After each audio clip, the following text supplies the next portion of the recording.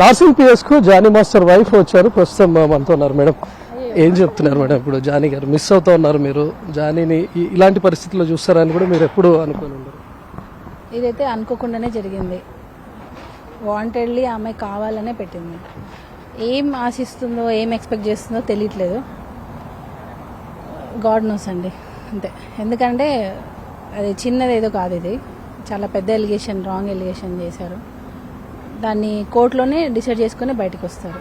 Johnny master ఏదో నిజం ఒప్పుకున్నారు, అంగీకరించారు, అదంతా రాంగ్. అంగీకరించారు అనేది ఏం లేదు. అది అంటే మీడియా వాళ్ళు తమ్నైల్స్ వేసి పెట్టేశారు, అది నిజం అనుకుంటున్నారు. సో అదేం లేదు. మేడం మీరు జానీ మాస్టర్ని పెళ్లికి ముందు నుంచి కూడా చూస్తూ ఉన్నారు. చాలా స్వయం కృషితో కష్టపడి ఇంత పైకి వచ్చినటువంటి వ్యక్తి. ఆల్మోస్ట్ అన్ని ఇండస్ట్రీలో, అటు టాలీవుడ్లో కానీ బాలీవుడ్లో కానీ తన మార్క్ సాధించుకుంటున్నటువంటి టైంలో ఈరోజు ఇలాంటి ఆరోపణలు ఎలా అనిపిస్తుంది? బాధాకరం కదండి. మాకే కాదు, ఆయన ఫ్యాన్స్కి నాకు చాలా మంది కాల్ చేస్తున్నారు. ఇది ఇలా చేయడం తప్పండి, అమ్మాయి ఎందుకు పెట్టిందో అర్థం కావట్లేదు, ఏదో సంథింగ్ ఎక్స్పెక్ట్ చేస్తున్నట్టు ఏదో అంటున్నారు. కానీ మరి ఎందుకు పెట్టింది అనేది మాకే ఆశ్చర్యంగా ఉంది నిజంగా. అంటే సడన్గా ఇలా వచ్చి ఎఫ్ఐఆర్ లోపల వెళ్ళడం అంతా మాకే అర్థం కావట్లేదు. కానీ కోర్ట్ అనేది ఎప్పుడు న్యాయం వైపు ఉంటుంది, అదే డిసైడ్ చేస్తుంది.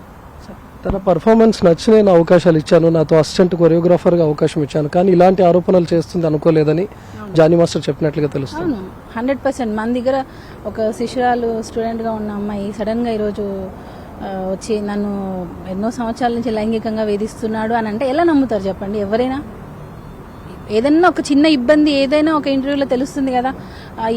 మళ్ళీ ఇంటర్వ్యూస్లో నాకు జానీ మాస్టర్ దగ్గర చేయడం అదృష్టం అని చెప్తుంది, మళ్ళీ ఇప్పుడు వచ్చి నన్ను లైంగికంగా వేధించాడు అని చెప్తుంది. సో ఏది నమ్మాలి? అది నమ్మాలా, ఇది నమ్మాలా? అది మనమే క్వశ్చన్ మార్క్ వేసుకోవాలి. ఆమె వీడియోస్ ఇప్పుడు అన్నీ వస్తున్నాయి కదా, సో చూస్తే క్లియర్గా అర్థమవుతుంది ఎంత హ్యాపీగా ఉన్నింది. మాస్టర్ దగ్గర వర్క్ చేయడం ఎంత అదృష్టం, నాకు మాస్టర్ లైఫ్ ఇచ్చారు అని చెప్పింది. సడన్గా ఈరోజు నన్ను వేధించాడు అని చెప్తుంది. సో అది నిజమా, ఇది నిజమా?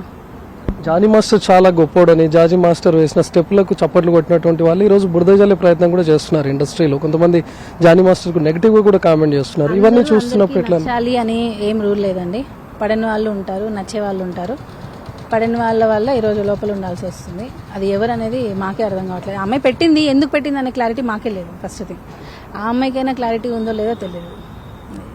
ఇండస్ట్రీ పెద్దలు ఎవరైనా మీకు సహకరిస్తున్నారా? కొంచెం అంటే ఏదైనా సింపతి చూపించండి. సహకరిస్తారు. అంటే ఎవరైనా కూడా వాళ్ళ మీద మచ్చ వాళ్ళే క్లియర్ చేసుకునే లాంటి ఆపర్చునిటీ ఇది. అంటే నిజంగా అంటే మన మీద పడింది, మన మీద అన్ని సార్ట్అవుట్ చేసుకోవాలి. ఎవరో వస్తారు, ఎవరో ఏదో చేస్తారు అనేది కాకుండా మనది మనం క్లియర్ చేసుకునే కాన్ఫిడెన్స్ మనకుంది.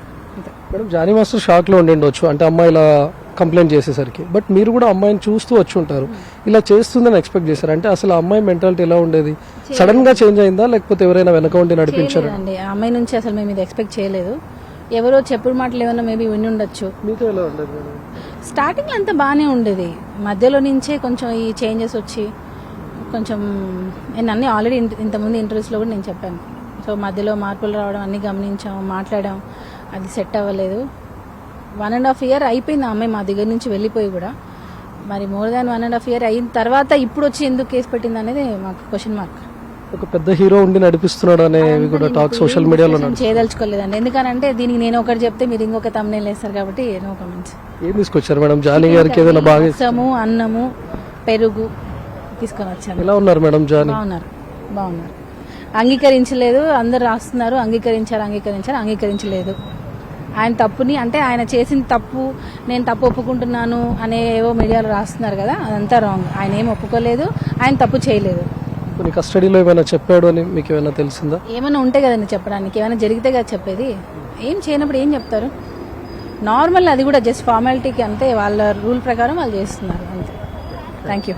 సో జానీ మాస్టర్ది 3వ రోజు కస్టడీ కూడా కొనసాగుతోంది. ప్రస్తుతం జానీ మాస్టర్ వైఫ్ కూడా తనకు లంచ్ బాక్స్ తీసుకొని వచ్చింది. పోలీసులు అలో చేశారు. లోపల తన కోసం చికెన్ కర్రీతో పాటు రసం కూడా తీసుకొచ్చాను అని జానీ మాస్టర్ వైఫ్ చెప్తోంది. కానీ జానీ మాస్టర్ ఈరోజు మేము ఇలాంటి పరిస్థితుల్లో చూస్తాం అనుకోలేదని కూడా తను ఆవేదన చెందుతున్నారు.